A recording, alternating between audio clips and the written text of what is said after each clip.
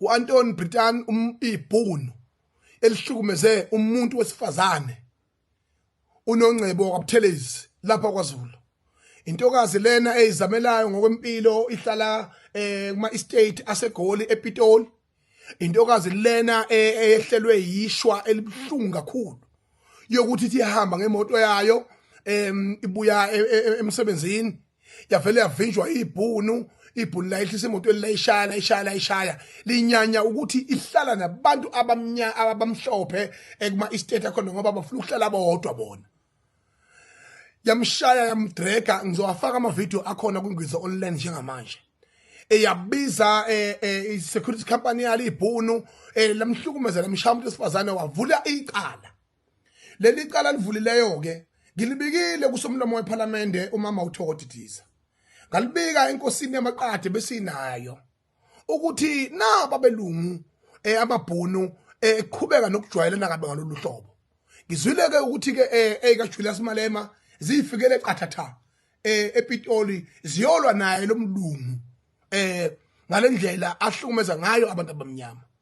And we can't tolerate this thing yokuthi amabhunu aqhubeke ahlukumeza abantu abamnyama ekubeni iSouth Africa in the world, in Africa, is the only rainbow nation country in the whole world.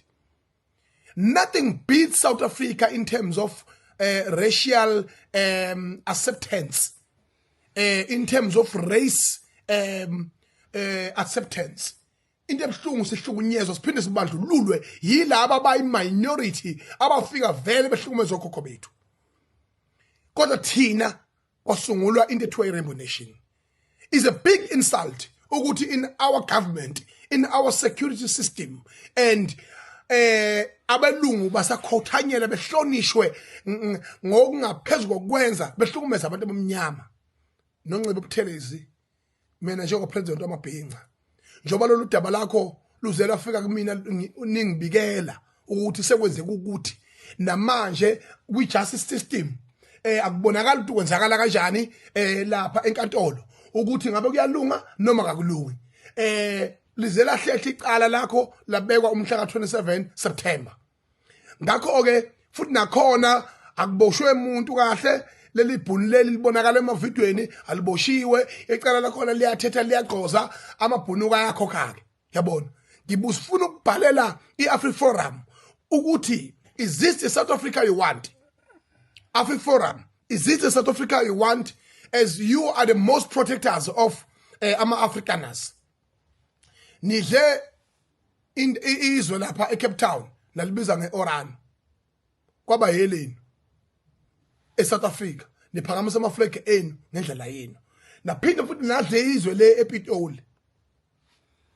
Ngibonile lapho manje lapha kweze MK izisukuma ziyakhona. Beyobuza imibuzo. Lokho ke siyakuthanda ke ukuthi kube khona abantu abasukumayo. Uma khona inkinga khona. Now I'm asking straightforward to this government of South Africa. Nani AfriForum ukuthi is this the South Africa you want? Because uma ngabe singayempini ngeke nibuye.